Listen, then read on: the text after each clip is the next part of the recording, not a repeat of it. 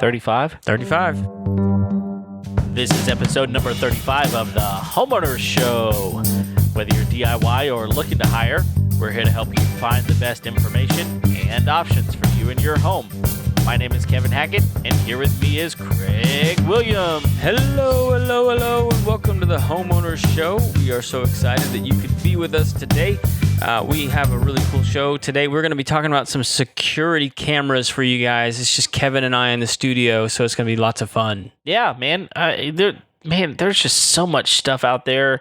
Trying to figure out what you want to buy. It's a big deal. Yeah, and you know the summertime is upon us, and if you heard our episode, I think it was episode 33, we talked about getting your house ready to go out of town with the folks over at Unlocking the Magic. You know, for me, you know, having something in place where you can, you know, kind of have an eagle eye view as to what's going on in your home is important. I mean, yeah. It's a peace of mind thing. You don't necessarily have to use it, but it's nice that it's there. Sure. So, but man, we kind of jumped right in, and we skipped the fun introduction parts. Okay. What fun introduction would you like to have here? Well, I mean, we need people to click on the subscribe button. Okay. Do it. Kevin, have you done that yet?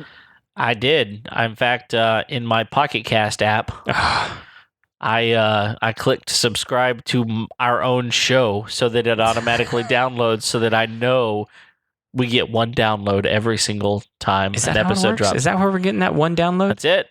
Man, it's me. Thank you, Kevin. I listen to it also. I'm weird, man.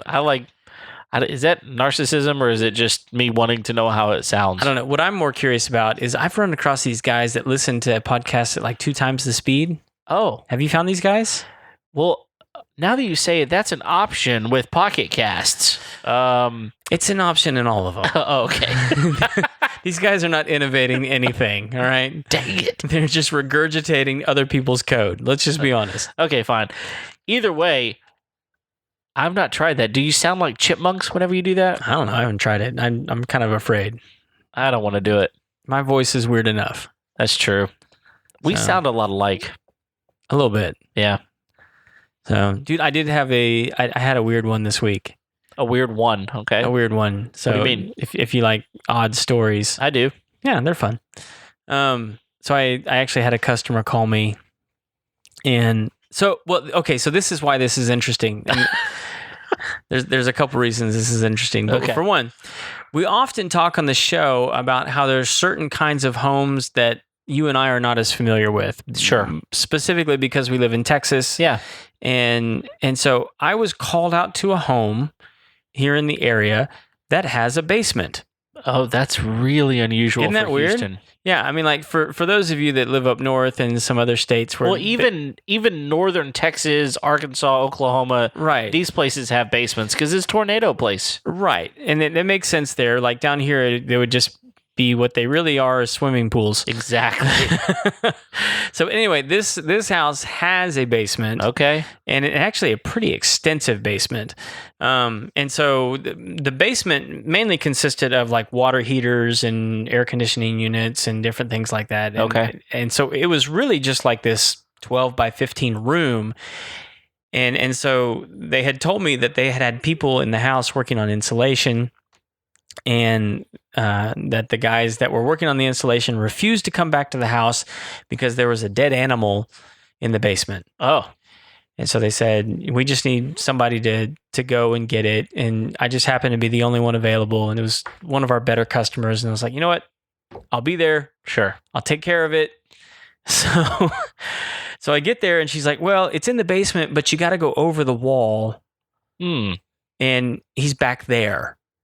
And over the wall. Right. Over the wall. Like and so half wall in the basement? Yeah, there was like this wall, and it was basically this 2-foot gap between the floor and the floor of the basement. Oh. After you were out of the big room, which had the water heaters and the air conditioning. And so I got up there, and it's a massive house, man. I mean, we're probably talking like 15,000 square foot home. Wow. And so like, you get up in this void and it just runs all the way underneath this house. And that's where people get up underneath it and do some work and things like that. So I get up underneath there and there's actually like automotive rollers, you know, that work underneath cars to get around.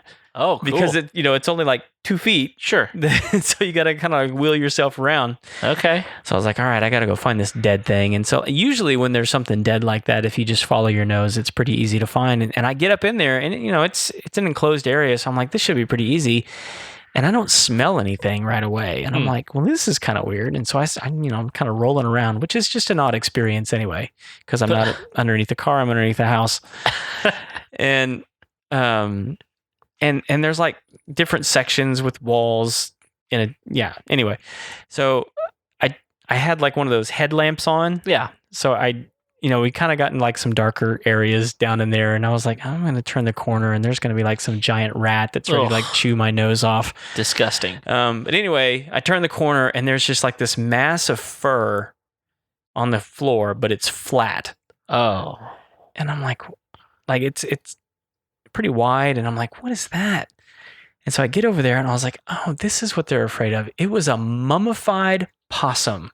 What? Yes. So like the skin of the possum had like solidified and like mummified. Oh. And so like there was just the outline of his skin, and his fur had just like fallen off all around him. Ugh, yuck. So possums are so disgusting to begin with. Yeah, and they don't look any better without their fur. Let me tell you. Oh man. What's it in The Princess Bride? Rats of enormous. Yeah, it's the ROUSs. Thank you. That's rodents of unusual size. Thank you. Yeah, that's pretty much what he looked like, except much smaller. Oh man, that's gross. So there you go. Hairless possums in Princess Bride. Wow. So anyway, we had to go in with the respirator. I mean, because it was disgusting, but sure. We had to go in with the respirators and the gloves and the trash bags and the whole thing and get all that cleaned up. But we got them out of there. Yuck. So those weenie insulation guys could go back in and do their jobs. Put me in that category. Which one? The weenie insulation guy. I was making sure it wasn't the dead possum category. No, man, that's no one should want to be a dead possum. No, we had a dog that you're much better looking than a dead possum. Really? Oh yeah. Oh man, that makes me feel good. I mean, it's not a tall ladder to climb. You're not really actually complimenting me. That's just okay. We had a dog once that he killed a lot of possums. Oh yeah. I was thankful. Sure. I mean, he would kill them and he'd put them in places that we wouldn't normally see them, and like we just smell special them. presents. Oh yeah. So let me speak on behalf of the possum here for a second, because he's actually a very good animal to have around, even though they're quite ugly and disturbing looking. So like they love, well, at least here in South Texas. I mean, and I assume possums' eating habits are pretty much the same no matter where you are. Like one of their favorite things to eat are ticks. Oh. Ticks are awful. Yeah, so they're actually a good source of natural pest control on your property if you can keep your dog from killing them. Which, I mean, like dogs are, naturally, they kind of, I think because they're so closely related to like cats, they kind of view them and they as don't like, move that fast, so they're easy to get. Yeah, I mean, like they'll play possum, and dogs don't know any better than something that's playing dead because they're kind of stupid. It's a toy. Yeah. But yeah, they're actually really good to have around. I mean, because they eat a lot of bugs. I still hate them. I mean, they're ugly and nasty and weird looking. And like, man, if that's a weird YouTube hole to go down. Like people that keep them as pets. What? Yes. Oh, I don't want to. Because they'll slobber on you. What? I'm telling you, man, look it up. No, I'm out. I'm sending you some stuff. I'm out. I'm going to send you some links. I'm going to block you. We're no longer friends. Wow. If I had to watch it, you should take a peek. Okay, so security cameras. Yeah, let's get back to that. So this week we're going to be taking a look at the Arlo line of security cameras, and a big reason we want to do that is because summertime is right around the corner, and having security cameras on your property is just a smart idea. Sure it is. It's really more peace of mind because it's not going to stop thieves, but it's definitely going to be a good deterrent. Yeah. And I actually, part of the reason we wanted to do this review is because I'm out at people's homes all the time, and I'm consistently seeing these go up all over the place. And you know, they're getting some mixed reviews and things like that. But I think part of the reason that they're winning is because, you know, to have someone come out and install a security system is pretty expensive. Yeah. Yeah. Anytime you have to drop lines somewhere for like power or Ethernet, you know, network connectivity. Yeah. Anytime you have to do anything like that, you just need to expect that there's going to be a high bill for that. Right. And so like right off the bat, this is a DIY made system. And I mean, like you can hire a professional to come out and install this thing, but right off the bat, this is a wireless system. It is not made to be professionally installed. Correct. And now in some instances, you can hardwire it in for power and different things like that. But I mean, it is built for Wi-Fi. It is built for, you know, the DIYer to be able to put up a convenient security camera system around the perimeter of their home. Yeah. So, and I think the assumption is that most homes have 4 corners. So like a typical system would have 4 cameras, right, to, you know, give you complete coverage of the home. Yeah. So. Yeah, so as we kind of get into this, I think we have a little bit of information we want to give, and then we've seen a couple of people who have asked some questions specifically about it, so we want to answer those questions.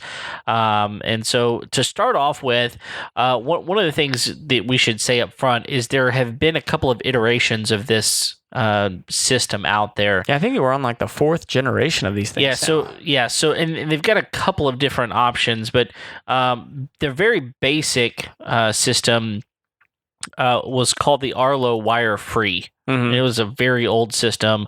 They upgraded to the Pro. Very old meaning probably not that old. Just probably like 3 years ago. In their realm, after having this many new devices, it's old. So it's called the Wire Free. Then they upgraded that to the Pro, followed by the Pro 2, right? Followed by the Ultra, right? And then they also have one called the Arlo Go, which is one that we're not going to spend a whole lot of time really talking about today. But and then soon to come out the Super Duper Ultra. Sure. But I will say, so the Arlo Ultra is the main one we're going to talk about today because it is the newest, most advanced one. I will say that they've had to do some upgrades on this. That they released it and then pulled it back, basically saying we had some issues with it. They tried some firmware updates and just didn't work. So they pulled it back and relaunched it, so to speak, with a brand new system. So, but just a few things about it. And real quick, I mean, we're going to be someone over on Twitter named Monc at Sedated Jane asked the question, like, what are the main features of the Arlo Ultra? Sure. And so we wanted to reach out to her and be sure and get her question answered. I mean, so what are some of the big features on the Ultra that we've... Yeah, so a couple of things right off the bat. It is the only one of their systems that offers 4K video recording. Yeah. So, you know as well as I do that whenever you increase the video resolution, you increase the ability to just see things. Yeah. So, whenever you've got a camera that is a distance away from the thing that it's recording, as much detail as possible is going to be helpful if you have encountered a situation where there's a thief or a robber. Those are the same things. Why did I say that? Like someone who's trying to invade your home, whether it's take something from that or try to get in. The more information you can give, the better. A thief or a vandal. That would have been much better vocabulary. Either way, so 4K or a vagabond. Yeah, weary. I can keep going. Okay, please don't. So the 4K is bum. Wow. Did you pull up a thesaurus? What is going on here? You either know a lot about these people or you have a thesaurus. I'm going with thesaurus. It's called my brain. Oh, okay. Now we know more about you. So So after 4K, another big deal that they kind of upgraded to was what they're calling color night vision. So think of it this way. Their older versions had infrared. Infrared is great in that it allows for you to see stuff when it's completely dark outside. Right. However, you're getting a black and white, fairly pixelated image at that point.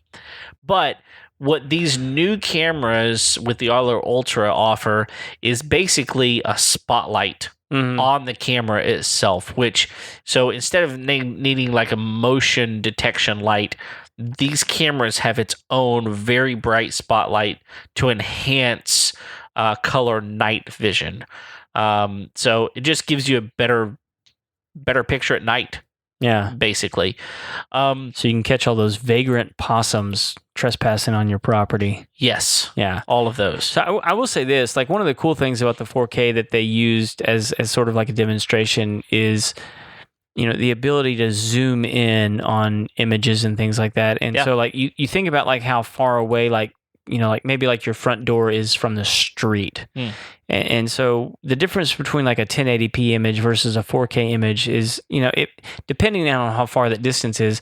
With a 4K image, if there's a weird car parked in the street or in your driveway or something like that, you ought to be able to zoom in and actually get the license plate numbers. Right. Whereas even with 1080p, you may not be able to. Right.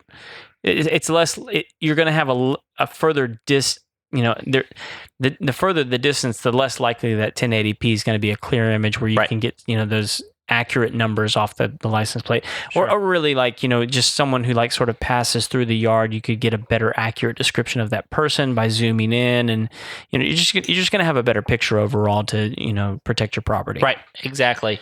It also has a much wider viewing angle. So there are three on the Ultra. There are three viewing angles. And they've got one that's a 180 degree angle, which is the widest they've ever offered. They've got a 155 degree viewing angle, and then the standard, which is what has been in all of the other cameras, which is 130. So there's a big jump between the Arlo Pro 2 and the Ultra in the amount of viewing angle that you get. You get a 50 degree increase in viewing angle on the Ultras. So that's one thing that's big. The other thing that's kind of a standout is the battery life. So one of the things that is a plus and a minus about these is the fact that they're wireless. That's a plus. Yeah. However, anything that's wireless has to have a battery. Gotta have a power source. Absolutely. So basically you have doubled the battery capacity in the Ultra versus the Pro 2. So those are kind of the big ones. There's a couple of other things. For instance, the Pro 2, the hub had a siren on it. So if there was something going on and the siren needed to be activated, the hub was actually what started sounding, whereas in the Arlo Ultra, it's the actual cameras that have a siren in it. So a little bit different. It's a little more targeted at that point. The bases are a little bit different in how they mount. There's a magnetic system with the Ultra 2, with the Ultra, that is just a little bit more flexible. It gives you more flexibility in installation. But other than that, those are the primary differences. Now, they're big differences. Sure. Those are big differences. And if nothing else, the 4K is a massive, massive difference. Yeah. With the Ultra and the 2, does the 2 also have the auto zoom and tracking? Yeah, they both have the motion detection. Okay. And I believe no. The Ultra is the only one that has the auto zoom and tracking. The Pro 2 does not have that. So that is an actual real benefit. So basically both of them run off motion detection. That helps save battery. They're just not running unless they sense some sort of motion. Yeah. But the auto zoom and tracking gives it an extra ability to focus on whatever is actually moving. Right, and like I said before, one of the examples they give is like, being able to zoom in on like a license plate or something like that. But like with the auto zoom and tracking is like that camera will actually, follow the motion that's going in and zoom in, and because it's that 4K image, it's going to have a clearer picture as to what's actually going on. Yeah, absolutely. And it's automated to actually zoom in and focus in on the activity that's happening. Yeah, regardless of whether or not it's nefarious. Absolutely. Could just be you eating Cheetos on the couch. And yet it's going to pick you up. And we got it in high def. Yep. Now, a couple of things are different about the hub itself. One of the things that is different is that the Pro 2, it does not have the same connections that the Ultra has. So the Pro 2 utilized a USB port for storage. Right. So there's two different ways you can store the video that you record. Well, and I think this is actually a question that we found on Twitter. Yeah, it was. By a guy named Daniel Anthony at, I can't even know, what is it? Dan Arnold Usen. I don't know if that's how you actually, but that's his handle.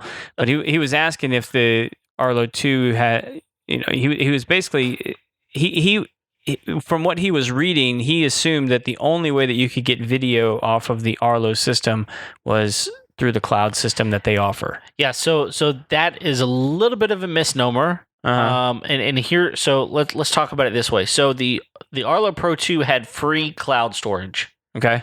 The Ultra for like a year, right? No, I think it was free. Okay. For a certain amount.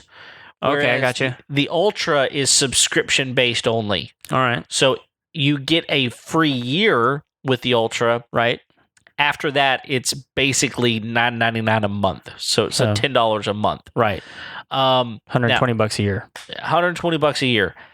However, that only is going to record and store 1080p video. Gotcha. If you want 4K video, they've put a premium on that. Partly because there is a lot more storage needed for a 4K video versus a 1080p. Right. So if you want that, it's $1.99 per month per camera. So you kind of have to be choosy.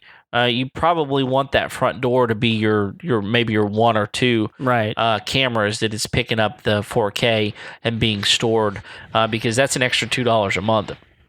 So, but there's this whole question of, do I need cloud storage versus local storage? Right. So, to answer his question, the Pro 2, you had a USB port that you could just plug in an external hard drive, and however large that hard drive was how much video you could record and have stored locally. With the Ultra, there is no USB port. Instead, there is a little hidden compartment in the bottom that allows you to insert a micro SD card. That's super cool. Yeah. So it's super cool that they have that. Yeah. However, for someone who's looking for an easy just USB, they may look at it and go, oh, I can't store locally anymore. I can only store in the cloud.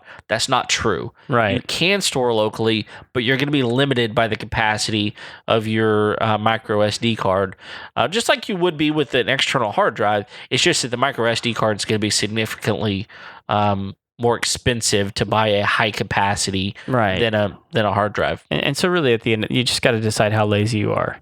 Sure. Like for me, I mean, I don't know that the SD card would be worth it. I mean, I don't want to have to go fetch that thing every time I want to look at my data.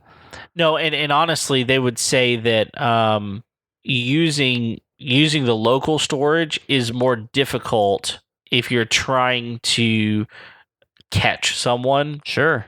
Because if you have something uploaded to the cloud, you could give someone access to that. They could go check it out. You don't have to try to upload video somewhere to someone else like an authority because uploading video, I mean, it takes time. Yeah. And it takes storage.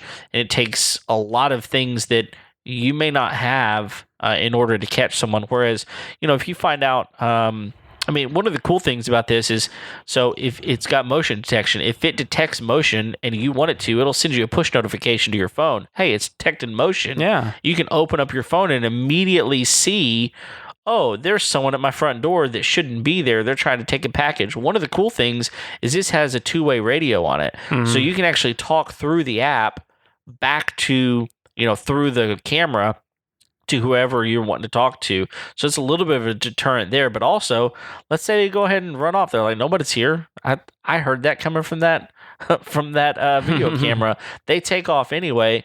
You can contact the authorities, give them the information to get that video, and immediately they have access to it. Yeah, I was gonna say if I were a thief and I saw one of these cameras, just to be safe, I might go ahead and just steal the camera. Sure. And not that we encourage thieves to listen to this podcast, but let's say like they're intelligent enough to go like, hey, there's one of those Arlo cameras. Well, if I take the camera and they're only storing video on the little micro SD inside that camera, all I got to do is take the camera and then they don't have any images of me. Whereas if you have it on cloud, it's already captured them and it's going to be there, and you have that information to give the authorities. And yeah, so the difference there, catch though, that butthole is that none of the cameras are the hub, right? And the hub is the only place the micro SD card is. Oh, that's where the SD card is. Yeah, it's not on the cameras. Oh. So they can take the camera all day long, and all they have is an input device. Oh, okay. That's all they have. I completely misunderstood that then. Yeah. So the hub, it's like a router, right? Like you have your router, and then you have your devices that are connected to the router. The hub is kind of the thing that sends out the signal and does all the work. Yeah. Whereas the cameras are just the devices that are connected back to the hub. Well, there you go, thieves. You just got to go steal the hub. Yep. Good luck. Now you got to get it in the house. In the house. Yeah.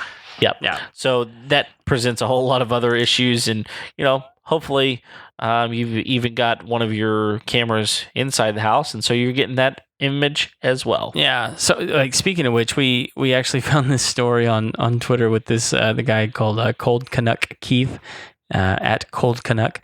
Apparently he was having an issue with some of his medications going missing. Yeah. And he was storing, from what I can gather from the, I'm gathering, you have to sort of infer the information based on what, the limited. You've only got a few characters. The characters you can use on Twitter. But apparently he was having an issue with his medication going missing that he was storing in his office closet, and so he put one of these Arlo cameras in his office closet and caught the cleaning lady cleaning him out. Oh, well, isn't that handy? Yeah. So, wow, it works. Yeah. Good luck. So that and that's kind of a prime example of what you can do with something like this. I mean, I'm not saying that you need to catch snoopers all the time, right? But if you just want a little bit of peace of mind, these systems are going to be hugely helpful for you. Yeah. And again, you might look at some of this and go, wow, that's a lot of money for a security system. Yeah. And I'll be honest, it is. At the time of recording right now, to purchase a 4-camera system, the Ultra version, which has the 4K, 4 cameras and the hub, it's $999. Yeah. So right at $1,000. And so you look at that and you go, man, that's a chunk of change. Sure. But if you go to a box store and buy a security system that's $199, right, and it's got 4 cameras as well, and it's got a hub just like this one does, you're probably going to pay more than $800 to have someone, to have someone else install it. Well, and so here were a couple of things that I found that were of interest to me. One is the weatherproofing on these cameras. Yeah. I mean, like, rain or shine, these things can be outside. They can exist in the elements and still function at a high level. Yeah, most of them say that they work down to -4 degrees and up to 113 degrees. So suck it, Alaska. Yeah. But yeah. Everyone else, you can use this.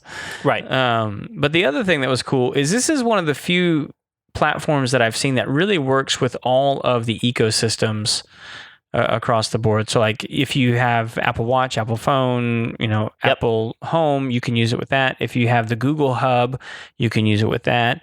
And if you use Alexa devices, specifically the Echo Show, it'll work with those. And so what that means is like on your Apple Watch, you can bring up live video of your Arlo system on your watch.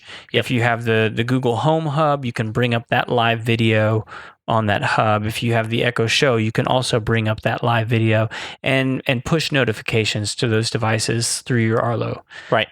Which is really, really helpful. Yeah, the only thing that it doesn't provide support for right now that I know of, and there could be others out there, but the only one that I know of is it does not.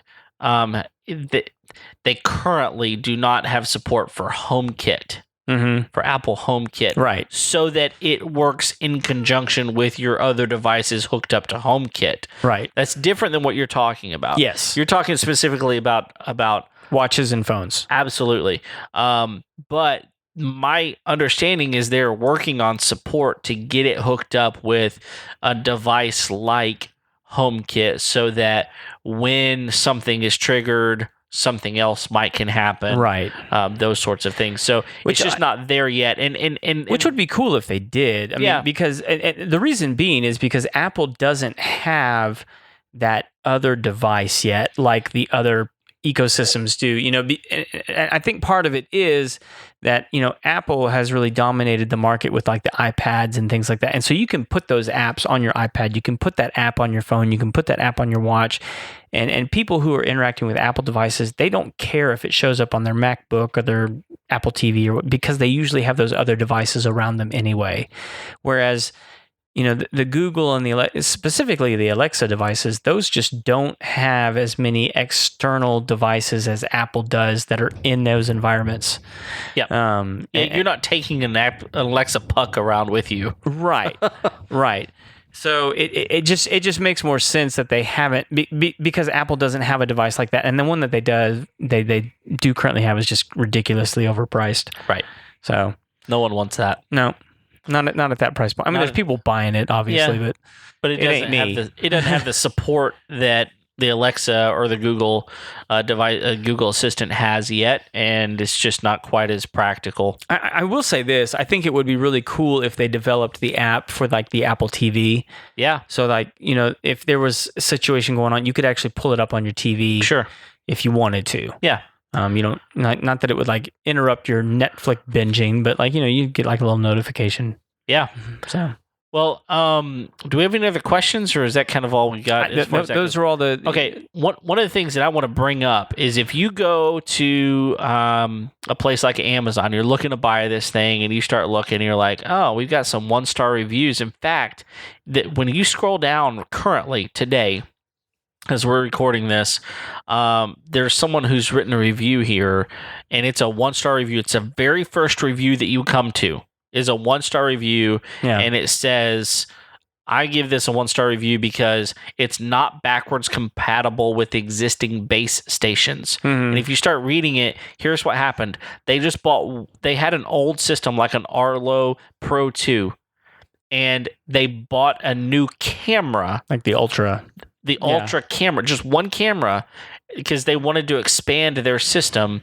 And it wasn't backwards compatible, so it didn't work. The new camera didn't work with the old base, and so they were giving frustrated. A one-star review on a frustration that they simply didn't understand. Right. So one of the things that I would caution you anytime is just forget the one-star reviews.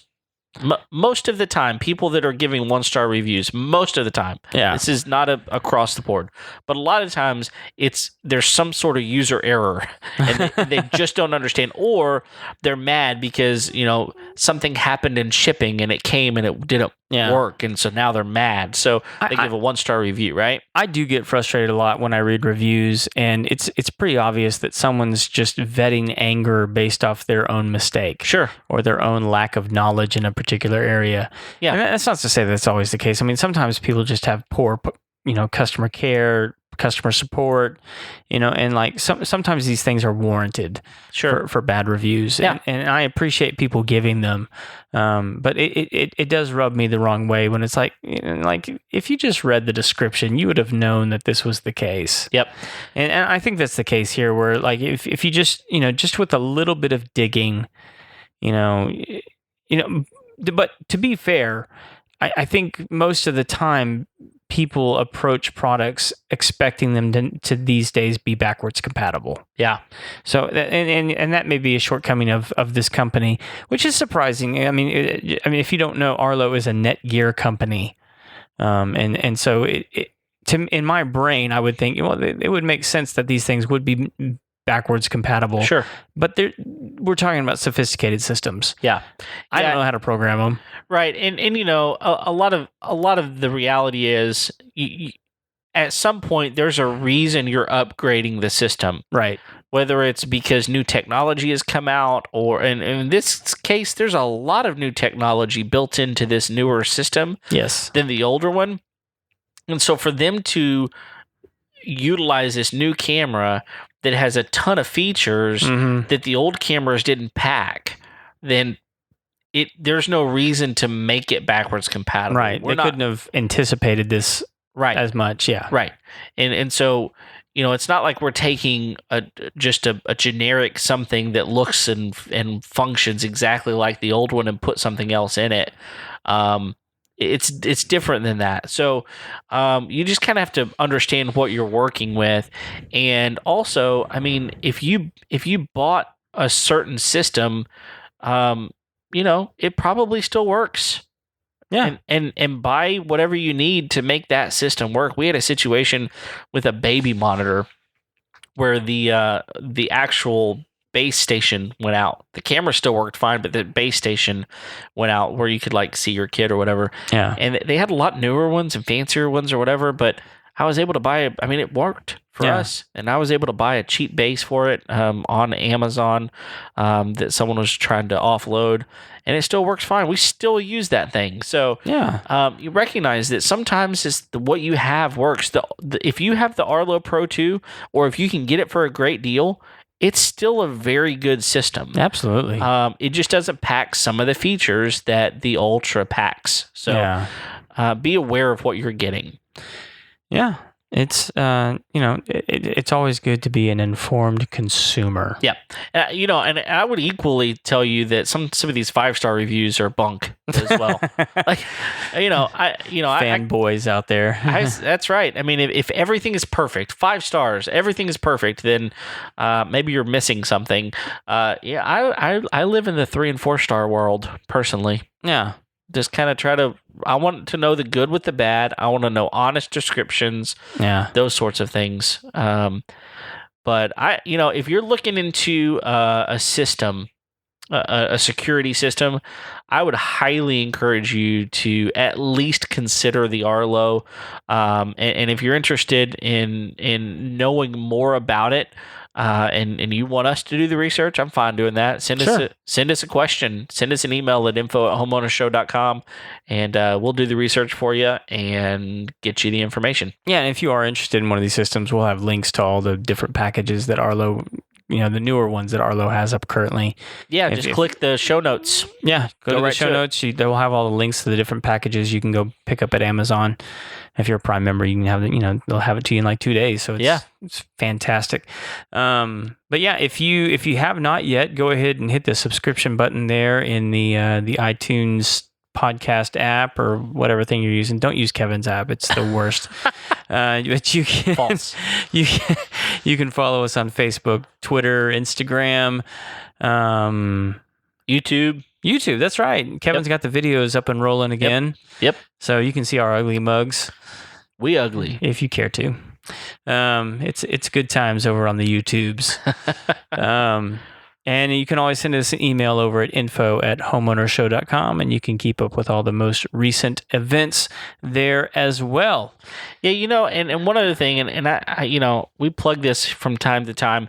We would really value a rating and review on iTunes. Yeah. So if you get a moment, go give us a rating or review. We'd like to know what you think about us.